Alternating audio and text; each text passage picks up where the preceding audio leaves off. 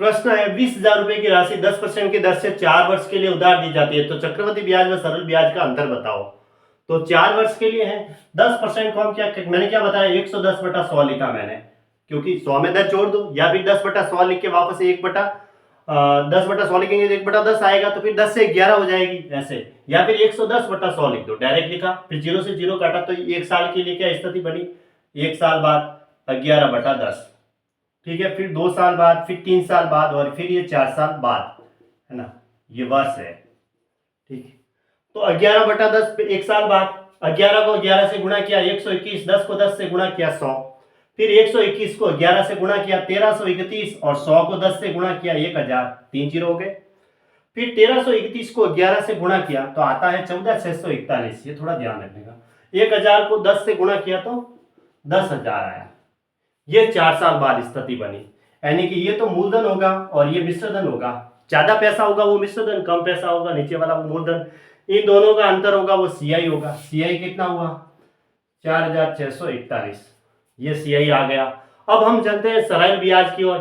10% है, अब मैं ऐसा ही लेता हूं, पहले साल का भी 10%, दूसरे साल का भी 10%, तीसरे साल 10%, चौथे साल 10%, तो टोटल कितना हुआ 40%।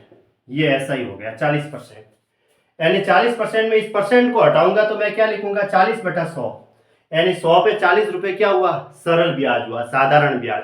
अब यहाँ मूलधन कितना है देखो 10,000 है, तो इसमें भी मूलधन 10,000 करो, तो फिर मैं इसको ऐसे लिख सकता हूँ 40/100 है।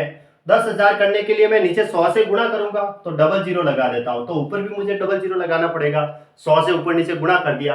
अब इन दोनों में मुझे मूलधन है वो समान मिल गया, मिला समान, ये मूलधन हो गया और ये हमारा सिंपल इंटरेस्ट ऐसा ही हो गया, क्योंकि ऐसा ही तो कम होगा, मिश्रधन ज्यादा होता है, मिश्रधन ज्यादा होता है, ऊपर वाला ब्याज चल रहा है इसमें, तो ये ऐसा ही आ गया 4,000 और सीआई आ गया 4,641। तो सीआई व एसआई का अंतर अब लेते हैं, सीआई व एसआई का अंतर, अंतर कितना हुआ 4,641 में से 4,000 घटाया तो मुझे मिला 641, कितना आया 641।